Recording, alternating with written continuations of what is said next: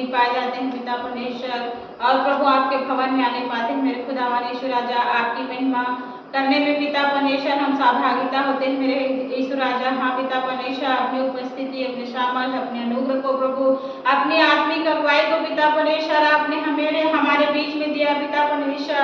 आपके नाम का धन्यवाद करते हैं पिता परमेश्वर। वो हर एक महिमा प्रभु पिता परमेश्वर आपको ग्रहण होने पाए मेरे खुदावन यीशु राजा। पिता आपके दास को पिता परमेश्वर आपके सीखा भरे हाथ में सौंपते हैं पिता परमेश्वर।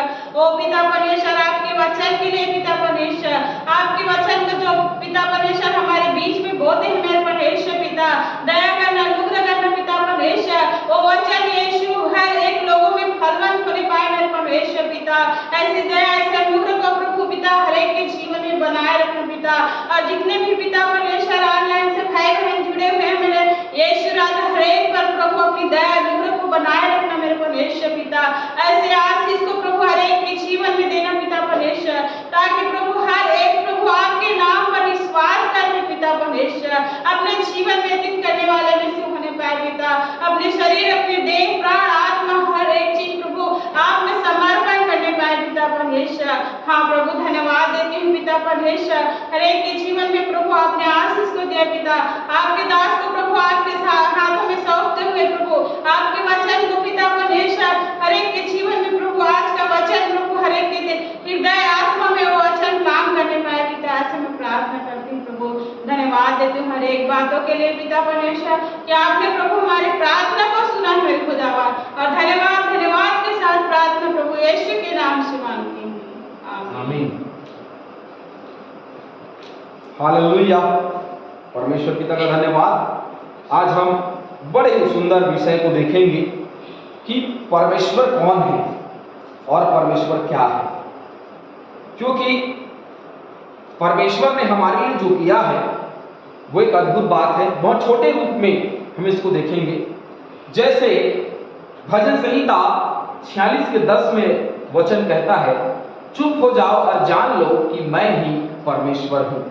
तो ये जो परमेश्वर जो कह रहा है कि मैं परमेश्वर हूं, उसके विषय में हम आज देखेंगे। तो दुनिया में दो तरह के लोग जो हैं वो पाए जाते हैं। एक वे जो नास्तिक होते हैं और दूसरे जो परमेश्वर पर विश्वास रखते हैं, ईश्वर पर भरोसा रखते हैं, जिसको आस्तिक बोला जाता है। तो जो परमेश्वर पर विश्वास करते हैं कि परमेश्वर है, उसका अस्तित्व है, वो आस्तिक हैं। और जो विश्वास नहीं करते कि परमेश्वर है या परमेश्वर की उपस्थिति है या परमेश्वर ने हमें बनाया है, परमेश्वर ने सृष्टि की रचना की है, यदि वो विश्वास नहीं करता तो वो नास्तिक। हर एक व्यक्ति जिसको परमेश्वर कहता है कि क्या हूं, चुप हो जाओ और जान लो, बोलो मत, चुप हो जाओ और जान लो कि मैं क्या हूं, परमेश्वर। भजनकार दाऊद इस बात को अपने वचन में कहता है, अपने वचन में लिखता है स्पष्ट रूप से कि मैं परमेश्वर यहोवा हूं। और यदि हम व्यवस्था की बात करते हैं, यदि हम उत्पत्ति की बात करते हैं, यदि हम मूसा के दिनों की बात करते हैं, तो मूसा के दिनों में उसने अपनी उपस्थिति को प्रदर्शित किया। यदि हम दानियल के दिनों की बात करते हैं तो उसने अपनी उपस्थिति को लोगों को महसूस कराया कि वो उपस्थित है। एक भूखे शेर के मांद में डाल देने के बाद यदि भूखा शेर यदि भोजन ना करे, यदि खाना ना खाए, यदि दानियल को ना खाए, तो समझ जाइए कि परमेश्वर की उपस्थिति। यदि छोटा सा दाऊद 14 वर्ष का बालक 7 से 7.5 फुट व्यक्ति जो दमदार है, जो ताकतवर है, जो सेना है, जो सैनिक है, उसके सामने दम के साथ, हिम्मत के साथ यदि खड़ा हो जाए तो समझिए वो परमेश्वर है, उसकी उपस्थिति उस स्थान में। यदि हमारे परमेश्वर की उपस्थिति में यदि भय है तो वो परमेश्वर की उपस्थिति बिल्कुल भी। आज पूरी दुनिया ये खोज रही है कि ये परमेश्वर है कौन, ये परमेश्वर है क्या, ये परमेश्वर की उपस्थिति क्या होती है, या परमेश्वर को लोग महसूस कैसे कर सकते हैं। इसके वजह से ना जाने कितने सारे अंधविश्वास और ना जाने कितने सारी भ्रांतियां पैदा होती चली जाती। कई लोगों को यह लगता है कि जो परमेश्वर का अस्तित्व है वो चंगाई में है। कई लोगों को लगता है कि परमेश्वर का अस्तित्व जो है भविष्यवाणी में है। कई लोगों को लगता है कि अन्य भाषा में है। कई लोगों को लगता है कि पवित्र आत्मा में है। कई लोगों को लगता है कि चर्च में है। कई लोगों को लगता है कि केवल बड़े बड़े वक्ता गणों के या आश्चर्य कर्म करने वाले लोगों के हाथों, तो ये परमेश्वर की उपस्थिति को लोग आज प्रदर्शित कर रहे हैं। लेकिन परमेश्वर की उपस्थिति जो है वो कण कण की बात कहता है, मतलब वो हर जगह उपस्थित है। मैं ही अल्फा हूं, मैं ओमेगा हूं, मैं ही आदि हूं, मैं ही अंत हूं, मैं ही शुरुआत हूं, मैं ही आखिरी हूं, मैं ही परमेश्वर यहोवा हूं, मैं ही सृजनहार हूं, मैं ही बनाने वाला हूं, मैं सर्वज्ञानी सर्वव्यापी हूं। और परमेश्वर यहोवा कहते हैं वो सब कुछ। प्रभु यीशु मसीह ने कहा तू संपूर्ण मन तन मन धन से परमेश्वर से प्रेम रख, तो सारी आज्ञाएं पूरी हो जाएंगी। और कोई बात नहीं है, परमेश्वर ने कहा मैं परमेश्वर हूं, तो लोग मान नहीं लेते हैं कि वो परमेश्वर है। उसके अस्तित्व को तब स्वीकारा जाता है या उसके अस्तित्व को तब माना जाता है जब वो एक आस्तिक, नास्तिक नहीं आस्तिक है, तब उस बात को वो समझ पाता है। और अब नास्तिक भी दो प्रकार के लोग होते हैं, एक वो जो पूरी तरीके से किसी ईश्वर पर विश्वास नहीं करते, और एक वो जो एक ईश्वर पर विश्वास करते हैं लेकिन परमेश्वर के ईश्वर पर विश्वास नहीं करते। अब एक ईश्वर मैं मसीहियों के लिए कह रहा हूं, क्रिश्चियन के लिए कह रहा हूं, एक ईश्वर। तो एक ईश्वर क्या सोचते हैं कि एक ईश्वर, चलो मरियम है एक ईश्वर है, उसको मानते। प्रभु यीशु मसीह एक ईश्वर है, उसको मानते। परमेश्वर एक ईश्वर है, उसको मानते। पवित्र आत्मा एक ईश्वर है, उसको मानते हैं। और पौलुस, पतरस, इन सबों को ईश्वर मानते हैं। और आज के समय में हम देखते हैं कि कई पासवानों को, जैसे मैं एक उदाहरण रखूंगा, एक सिस्टर हैं जिन्होंने मुझे विगत दिनों 4 दिन पहले मुझे फोन लगाया, शायद 9 तारीख की बात है, और उन्होंने कहा कि मैं अपने जीवन को आपके वचन से, जो वचन आप प्रचार करते हैं ऑनलाइन में, मैं देख देख करके अपने वचन, अपने जीवन को मैंने बदल लिया है और मैंने उससे बहुत कुछ सीखा है, मैंने जाना है। ठीक, अच्छी बात है। लेकिन उसके बाद उन्होंने कहा कि मैं आपको अपना आत्मिक पिता मानती हूँ। तो मैंने उनको समझाया कि आत्मिक पिता केवल एक ही है, और वो है प्रभु यीशु। मैं नहीं हूं, मैं एक नॉर्मल व्यक्ति हूं जिसकी एक बेटी है और मैं उसी का बाप हूं, और उसका भी खुदावन बाप वो परमेश्वर यहोवा है, और मेरा भी खुदावन बाप परमेश्वर यहोवा है। क्योंकि मैं पृथ्वी में रब्बी कहलाने, या मैं पृथ्वी में भविष्यवक्ता कहलाने या चेला कहलाने नहीं, परंतु मैं सेवा टहल करने आया। प्रभु यीशु मसीह ने स्पष्ट रूप से कहा कि मैं सेवा टहल करने आया हूं। तो उसके दास, उसके लोग जो है वो सेवा टहल करने वाले लोग हैं। तो जब हम परमेश्वर को जान लेते हैं कि वो परमेश्वर यहोवा है, जिसके कान हो वो सुन लें कि यहोवा कलीसिया से क्या कहती, या ईश्वर या परमेश्वर या पवित्र आत्मा या वो आत्मा जो प्रभु यीशु मसीह वो कलीसिया से क्या कहती है, कलीसिया से कहती, जिसके कान हो वो सुन ले कि परमेश्वर यहोवा है, वही परमेश्वर है। उसका कहता है कि मैं ही परमेश्वर हूं और दूसरा को मैं ही कहने का मतलब है, उस पर जोर दिया, मैं परमेश्वर यहोवा। एक आइडेंटिटी हम बताते हैं कि भाई मैं अपना नाम बताऊंगा कि मैं पास्टर रोशन लाल, लेकिन उसने कहा मैं ही पास्टर रोशन लाल हूं यदि मैं बोलूं तो मेरे नाम का दूसरा कोई व्यक्ति इस दुनिया में नहीं, ये बोलना चाहूंगा, लेकिन मेरे नाम का इस दुनिया में अलग अलग कई हजारों करोड़ों व्यक्ति होंगे, लेकिन परमेश्वर एक ही है। इसलिए उसने कहा मैं ही परमेश्वर यहोवा और दूसरा ईश्वर। इसलिए उसने कहा मुझे छोड़, अर्थात मुझे छोड़ तू किसी और को ईश्वर करके ना मानना, क्योंकि मैं ही परमेश्वर यहोवा और कोई दूसरा परमेश्वर या और कोई दूसरा ईश्वर नहीं है। भजन संहिता 19:1-4 में वचन कहता है, आकाश ईश्वर की महिमा का वर्णन कर रहा है। अब आकाश जो है ईश्वर की महिमा का कैसे वर्णन कर रहा है, सोचने वाली बात। धीरे धीरे हम वचनों में आगे बढ़े। और आकाश मंडल उसकी हस्तकला को प्रकट कर रही है। ये दो बातें, आकाश ईश्वर की महिमा का वर्णन कर रहा है।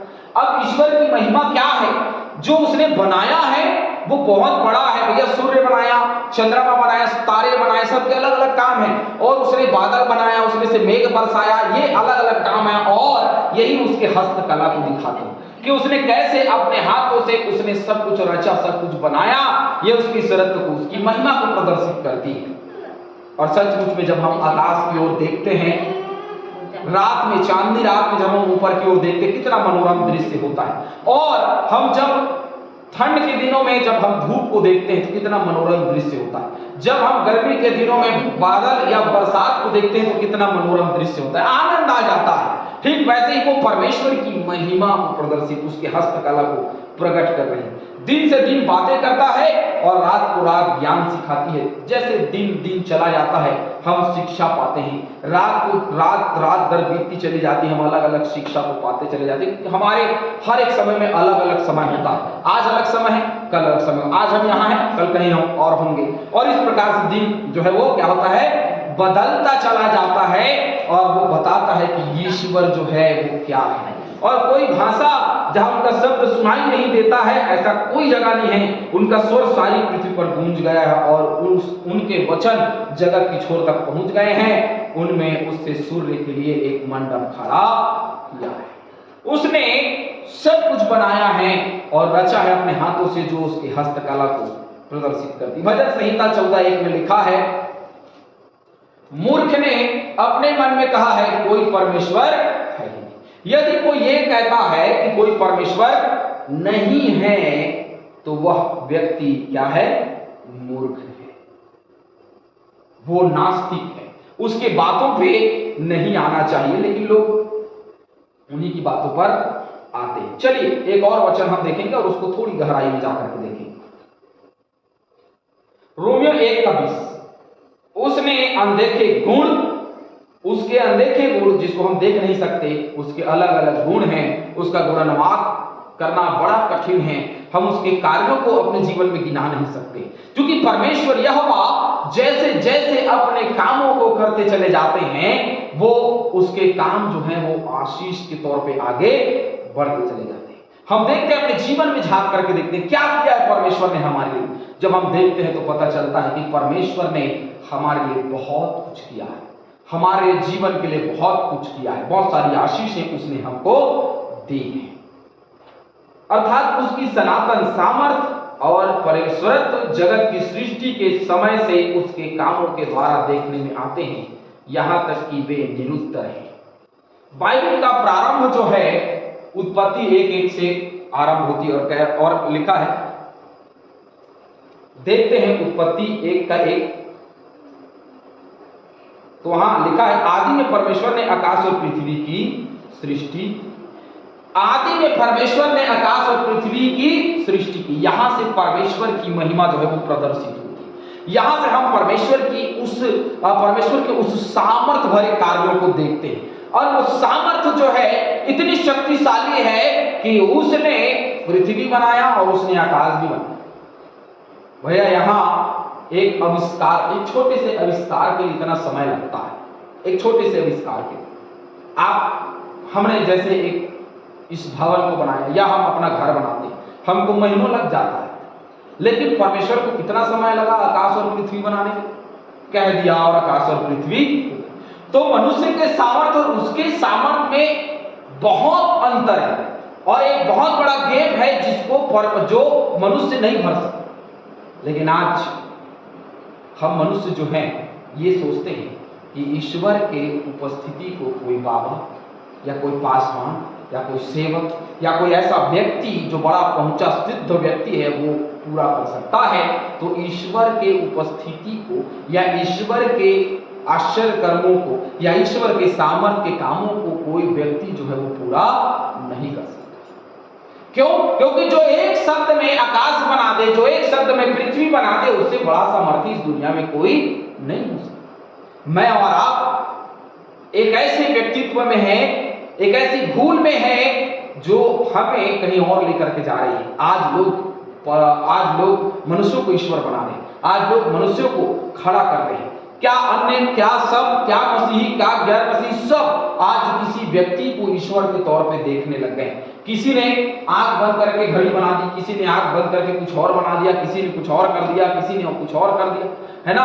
तो वो उसको ईश्वर मानने लगते हैं। किसी ने दुष्टात्मा निकाल दिया, किसी ने मुर्दे जिंदा कर दिया, ईश्वर मानते हैं क्योंकि मुर्दा जिंदा करने वाला केवल ईश्वर खुदावन है। मनुष्य के अंदर ऐसी कोई औकात नहीं, कोई विसात नहीं है कि कोई मुर्दों को जिंदा कर सके। लोग क्या कहते हैं, अरे फलाने पास्टर ने, फलाने भविष्यवक्ता ने क्या कर दिया, मुर्दों को जिंदा, मुर्दे को जिंदा कर दिया। ना ना ना, परमेश्वर है, ईश्वर है जो मुर्दों को जिंदा कर सकता है। उसी के पास ये अधिकार है, दूसरे के पास ये अधिकार।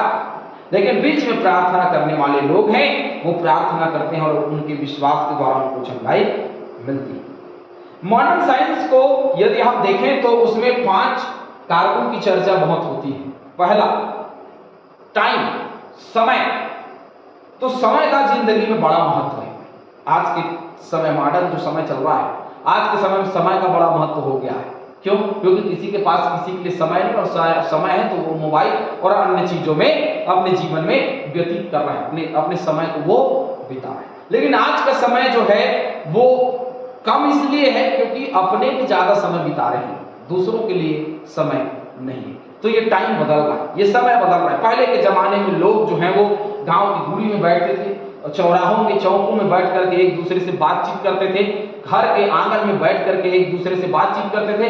लेकिन आज का जो समय है वो ऐसा है कि आज किसी के पास किसी के लिए समय नहीं। आज माता पिता के पास बच्चों के लिए, और बच्चे माता पिता के लिए समय नहीं रखते हैं। तो इस प्रकार से टाइम और समय जो है वो बदल रहा है। दूसरी जो बात है, समय कितना लगा इससे पता चलता है कि वो ईश्वर है। हम जब बनाते हैं कोई चीज हमको बहुत समय लगता है, लेकिन वो बनाता है तो थोड़े समय में धरती और आकाश बन जाता है। ये ईश्वर को अंतर करता है, ईश्वर और मनुष्य को अंतर करता है। समय, कितना समय लगा? यीशु मसीह ने कहा, इस मंदिर को जिसको तुमने बरसों से बरसों बनाया है, उस मंदिर को मैं ढा दूंगा और 3 दिन में खड़ा कर दूंगा। और ये 3 दिन यीशु मसीह के लिए 3 दिन, धरती पे 3 दिन, यीशु मसीह के लिए स्वर्ग में आज है और क्षण भर में हो गया, ऐसा कहा। और उसने कहा 3 दिन में मैं उसको फिर से बना दूं। ना जाने कितने दिनों से मनुष्यों ने, और एक नहीं बहुत सारे मनुष्यों ने मिलकर के उसको बनाया। उसने कहा तुम इसको ढा दो, मैं उसको 3 दिन में क्या कर दूंगा? खड़ा कर दूंगा। गिराना है गिरा दो, कोई फर्क नहीं पड़ता, 3 दिन में ये मंदिर वापस से बना दिया जाएगा। समय कितना लगता है? हमको बनाने में बहुत समय लगता है और ईश्वर को कम। दूसरी बात, फोर्स अर्थात शक्ति। कितनी शक्ति और सामर्थ्य के साथ में आकाश और पृथ्वी बनाई होगी, और हमारे पास में क्या उतनी शक्ति और सामर्थ्य है? क्या बड़े बड़े भविष्यवक्ता या बड़े बड़े पास्टर, बड़े बड़े सेवक दासगणों के पास में उतनी शक्ति और उतनी सामर्थ्य है जितना परमेश्वर में था या परमेश्वर में है या रहेगा? नहीं, क्योंकि उनके पास में या हमारे पास में इतनी शक्ति और सामर्थ्य नहीं है जो परमेश्वर के पास में था।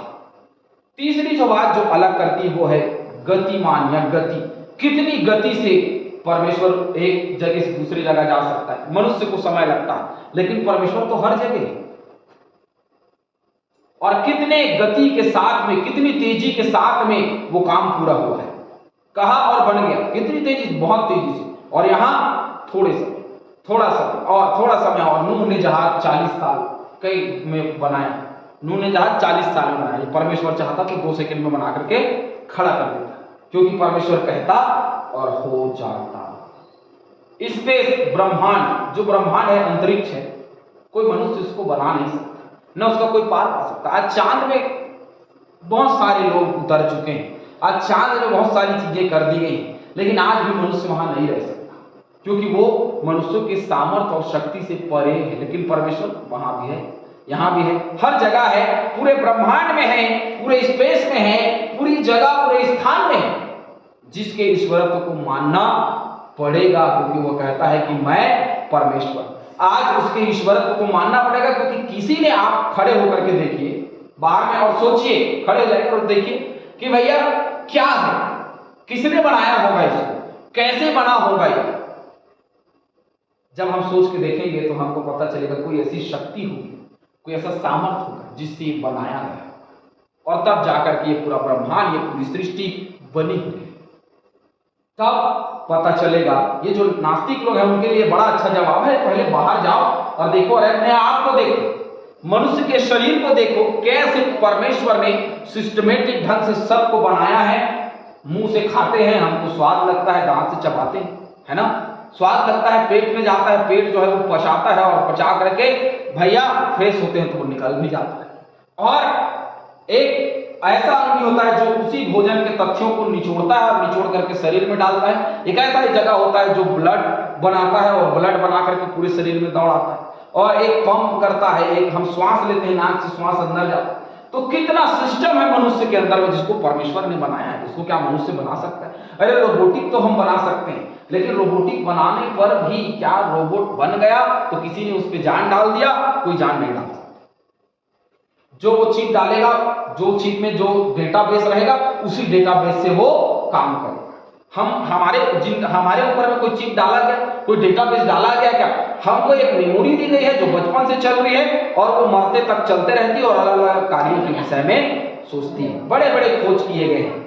पांचवी बात, तत्व कि उसको बनाने में क्या सामग्री लगी है। हम जो बनाते हैं वो वही है जो इस धरती पे पाया जाता है, इस जगह में, इस स्थान में जो हमको दिखता है उसी से बनाते हैं। लेकिन परमेश्वर ने जो बनाया, जो कभी था ही नहीं, उसको बनाया। परमेश्वर की आत्मा जल के ऊपर मंडराती थी और उसने पृथ्वी पर से जल को अलग कर दिया। अरे भैया, आज जाओ पृथ्वी में से जल अलग करके देखो। कोई कर सकता है पृथ्वी में से जल अलग? नहीं कर सकता। क्यों? क्योंकि परमेश्वर का सामर्थ्य बड़ा है और इसीलिए कहता है कि मैं तो परमेश्वर हूं। बाइबल का प्रारंभ जो हुआ उत्पत्ति से, आदि में परमेश्वर ने आकाश और पृथ्वी की सृष्टि की। तो टाइम क्या है, समय क्या है? आदि में जब कुछ नहीं था, जब हम नहीं थे तब बनाया ना, तो ईश्वर ने बनाया। मनुष्य इसको बना नहीं सकता। शक्ति क्या थी? क्या थी शक्ति? परमेश्वर की शक्ति थी, परमेश्वर का सामर्थ्य, उसमें मनुष्य का कुछ नहीं। गति क्या थी? सृष्टि की रचना करने से गतिमान है ना, सृष्टि की रचना बहुत तेजी से की गई। ब्रह्मांड क्या है? आकाश में जो सारी चीजें पाई जाती हैं वो हर एक चीज क्या है? आकाश से। और तत्व जो है वो क्या है? पृथ्वी में जितनी चीज पाई जाती है वो सब तत्व है, जिससे हम बनाते हैं कोई चीज, वो तत्व। लेकिन जब परमेश्वर ने बनाया तो ऐसा कुछ नहीं था। लेकिन मनुष्यों को जब उसने बनाया तो पृथ्वी में से क्या लिया था? मिट्टी लिया था और उसको साना और सान करके मनुष्य को बनाया। कहां लिखा? उत्पत्ति 2 के 7 में लिखा है, तब यहोवा ने आदम को भूमि की मिट्टी से रचा और उसके नथनों में जीवन का श्वास फूंक दिया। तत्व क्या लिया? मिट्टी, लेकिन नथनों में श्वास फूंका, नथनों में श्वास दिया। यदि नथनों में श्वास नहीं देता तो हम जिंदा नहीं रहते। तो परमेश्वर ने हमको बनाया, उसी ने हमको रचा। चलिए हम वचन और पढ़ेंगे। यशायाह की किताब और उसका 11वां अध्याय पहले वचन में लिखा है, क्रिसमस से संबंधित वचन। तब इसे के ठूंठ से एक डाली फूट निकलेगी और उसकी जड़ में से एक शाखा निकलकर फलवंत होगी। हम यीशु मसीह के जन्म के विषय में नहीं बोलेंगे, लेकिन जो दूसरा लाइन है उसमें से बात करेंगे कि उसकी जड़ से एक शाखा निकलकर फलवंत होगी। और यीशु मसीह ने कहा सच्ची दाखलता मैं ही हूं, एक सच्ची दाखलता वही है। और एक बात और यीशु मसीह ने लगा, हम मसीह यीशु के देह, हम उसके अंग हैं, हम उससे जुड़े हुए लोग हैं। यदि हम उससे जुड़े हुए लोग हैं तो हमें परमेश्वर के अस्तित्व को स्वीकार करना होगा। लेकिन हम आज परमेश्वर के अस्तित्व को स्वीकार नहीं परंतु इनकार करते चले जा रहे हैं। भैया, पिता पुत्र पवित्र आत्मा त्रिएक परमेश्वर की बात की जा रही है। और त्रिएक परमेश्वर आज के समय में हम देख रहे हैं कि कोई त्रिएक परमेश्वर की बात नहीं कर रहा है, सब अपने अपने में अलग अलग बातें कहें। लेकिन हम देखते हैं कि वो ठूंठ जिससे जो डाली निकल पड़ी है, जो फूट पड़ी है, वो डाली ईश्वर के अनंत से अलग है, परमेश्वर के अनंत से अलग है। क्योंकि वो डाली जब निकले, जो उससे जुड़ेगा वो आशीष पाएगा। उसमें से कोई डाली अलग से नहीं निकली, उससे जुड़ना है। पेड़ों में डालियां निकलती हैं, लेकिन ये जो डाली है, ये जो दाखलता है, उससे हमको जा करके जुड़ना है ताकि हम उससे जुड़े। जैसे आप परजीवी पौधों को देखते हैं, जो परजीवी पौधे होते हैं वो क्या करते हैं? दूसरे पेड़ों में जाकर के जुड़ जाते हैं, है ना। ये परजीवी पौधे होते हैं जो दूसरे पेड़ों में जाकर के जुड़ जाते हैं और जुड़ करके क्या करते हैं? उसी के तने से या उसी के पेड़ के उससे अंदर से क्या करते हैं? वो अपने पोषण तत्वों को लेते हैं। ये परजीवी पौधे होते हैं। कभी हमने पीपल के पेड़ में इमली, कई बार हम देखते हैं पीपल के पेड़ में इमली उगा हुआ और न जाने अलग अलग बरगद के पेड़ में कुछ और उगा हुआ, या कहीं और बरगद का पेड़, पीपल का पेड़ एक साथ उगा हुआ। तो ऐसा हम देखते हैं जो परजीवी पौधे हो जाते हैं और वहां से वो तने में छेद करके क्या करते हैं? वहां जुड़ जाते हैं और जुड़ करके वहीं से वो निकलते हैं। आज के समय में हम देखते हैं जो हाइब्रिड चीजें जो है उगाई जा रही हैं, उसमें एक ही पेड़ में दो तीन चीजें चल रही हैं। एक मैंने देखा अभी एक नर्सरी में, मैं गया था राजा नर्सरी बिलासपुर में, तो आज जब मैं गया था देखा एक ही पौधा है, उसमें आम और भी दोनों लगा हुआ है। और जब मैं उसको करीब से देखा, बिल्कुल उसने उसको क्या किया गया है, उसको बनाया गया है। तो मनुष्य जो है क्या कर रहा है, जोड़। तो आज मनुष्य जो है वो अपना संबंध परमेश्वर से जोड़ सकता है उसके अस्तित्व को स्वीकार करके, लेकिन आज मनुष्य जो है परमेश्वर के अस्तित्व को स्वीकार नहीं कर रहा है। इफिसियों की किताब 6:17 में लिखा है, और उद्धार का टोप और आत्मा की तलवार जो परमेश्वर का वचन है ले लो। हम इसको तब लेंगे जब परमेश्वर के अस्तित्व को स्वीकार करेंगे। और परमेश्वर के अस्तित्व को स्वीकार करना इतना आसान भी नहीं। कई लोगों को लगता है बड़ा आसान है उसके ईश्वरत्व को स्वीकार करना। तो चलिए हम रोमियो की पत्री देखते हैं। रोमियो की पत्री और उसका ये 3 अध्याय का 24 वचन, जहां लिखा है, परंतु उसके अनुग्रह से उस छुटकारे के द्वारा जो मसीह यीशु में है सेत में धर्मी ठहराए तो गए, मतलब ठहराए जाते हैं, और परमेश्वर ने उसके लहू के कारण एक ऐसा प्रायश्चित ठहराया जो विश्वास करने से कार्यकारी होता है। यदि हम विश्वास करेंगे तो हम समझ पाएंगे कि ईश्वर क्या है। हम विश्वास नहीं करेंगे तो हम नहीं समझ सकते कि ईश्वर कौन है। यदि किसी को समझाना है कि ईश्वर का अस्तित्व है, किसी को बताना है कि ईश्वर का अस्तित्व है, तो उसको बाहर ले जाओ और बाहर ले जाकर के बोलो, इसको क्या तुमने बनाया है या तेरे बाप ने बनाया है? इसको किसने बनाया? ये जो आकाश, ये जो पृथ्वी, ये देख रहे हो, ये घास, ये पौधा का तुमने बनाया? किसने बनाया? ये मिट्टी क्या तूने बनाया? किसने बनाया? ईश्वर। कोई तो है जिसने बनाया और वो ईश्वर। विज्ञान जो है वो कहता है कि पृथ्वी में कुछ हलचल हुई, पहले डायनासोर और ये वो रहा करते थे, फिर पृथ्वी में हलचल हुई, फिर मनुष्य जो है वो पहले बंदर जैसा दिखता था, बंदर नहीं था, बंदर जैसे दिखता था, फिर धीरे धीरे धीरे धीरे मनुष्य जो है मनुष्य जैसे दिखने लगा, मनुष्य का स्वरूप हुआ और मनुष्य जो है वो पृथ्वी पर बढ़ने लगा। ऐसी बात करता है, लेकिन किसी भी धर्म ग्रंथ में ऐसा नहीं लिखा। धर्म ग्रंथ जो है वो अपने अपने तरीके से बात करती है और बताती है कि ऐसे मनुष्यों को बनाया गया और ऐसे रचा गया, है ना। लेकिन बाइबल जो है स्पष्ट बताती है कि मनुष्यों को कैसा बनाया गया, मिट्टी से उठा करके, मिट्टी साना गया, उनके नथनों में श्वास दी गई है और ऐसे बनाया गया है। ऐसे बात जो है वो धर्म ग्रंथ की किताबें जो है वो कहती है। और जैसे हम देखते हैं और उनको समझा करके आप देखिए, जो नहीं विश्वास करते हैं वो तो विश्वास बहुत कम लोग ऐसा है जो कर पाते हैं, लेकिन बात यह है कि ईश्वर के उस महत्व को जब तक हम नहीं समझेंगे, ईश्वर का कार्य हमारे जीवन में नहीं होगा। नास्तिक के जीवन में बहुत सारी चीजों की कमी होती है, उसकी आस्था नहीं रहती, उनके बच्चों की आस्था नहीं रहती, इसलिए बच्चे जो है माँ बाप को लात मार के घर से भगा देते हैं। आज आस्था या परमेश्वर को मानना, उसके अस्तित्व को स्वीकार करना ही है जिससे आज हमारा भविष्य अच्छा हो सकता है, लेकिन हम उसके ईश्वरत्व को नहीं मानते, इसीलिए आज हमारा जो भविष्य है वो अंधकार में डूबा हुआ है। आज हर एक मनुष्य जो है वो आज अंधकार की संतान के समान अपने जीवन में आगे बढ़ रहा है। मैं कलीसियाओं में जाता हूं तो देखता हूं, जो सुन रहे हैं उनके लिए भी, कलीसिया में यदि आपकी कलीसिया में भी ऐसा हो रहा है तो आप उस बात को समझिए। जब हम किसी कलीसिया में जाते हैं और जब हम उनसे बात करते हैं, आराधना शुरू होने वाली, उनसे जब हम बात करते हैं, कुछ बातचीत चलती है, उसमें जब हम बात करते हैं तो या फिर हम कुछ बातों को सुनते हैं, तो कुछ लोग हैं जो बोलते हैं कि भाई आज बड़ा आश्चर्य कर्म होने वाला है। आपको कैसे पता चला? आश्चर्य, क्योंकि मीटिंग आराधना आश्चर्य कर्म होने वाला।